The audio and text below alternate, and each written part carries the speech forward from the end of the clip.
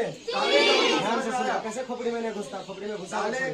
एक होता non living thing जो मरा है।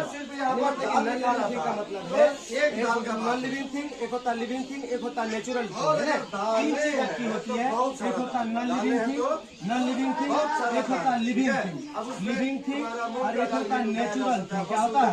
नेचुरल और नॉन लिविंग थिंग आपका क्या रहता है? दोनों सेम रहता है। आई बात समझ में? जैसे आपका जो ये लकड़ी देखो, लकड़ी देखो, तो लकड़ी क्या था पहले? नेचुरल थिंग था। क्या था? नेचुरल थिंग, इसको प्राकृतिक बोलते हैं। गन्ना समझ रहे हो? उसके बाद कपास समझ रहे हो? कपास झूठ समझ रहे हो? पटवा कोई पटवा को झूठ बोलते हैं, ठीक है, जिससे बोली करते हैं इंसान के कैटेगरी में कौन सा फसल आएगा इसमें तो समझ में आ रहा है कि मतलब तेल, जिस फसल से तेल निकलता है। तो हम क्लियर करते हैं। अब बताओ कि कौन कौन सा है? सरसों और 8 में से 5 घटा दो, कितना बचेगा? 3 कितना बचेगा? समझ में आया तुम लोग को?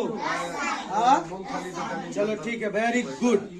अब आपको लेके जाएंगे हम, निकाला जाता है। तो यही सब फसल उसमें क्या होता है? सांस लेते हम लोग क्या हो गए? सजीव हुए कि नहीं हो गए? कहीं दिक्कत है तो बोला बीबी। कोई ऐसा शब्द है जो समझ में नहीं आया? ये क्या सजीव क्या हुआ? नॉन लिविंग थिंग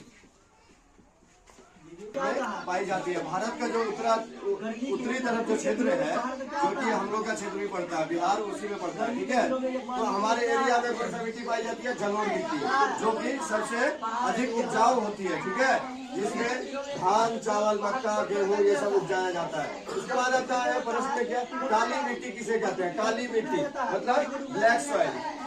काली मिट्टी ब्लैक सॉइल ज्वालामुखी के लावे के जमने और चट्टानों के टूटने फूटने से बनती है।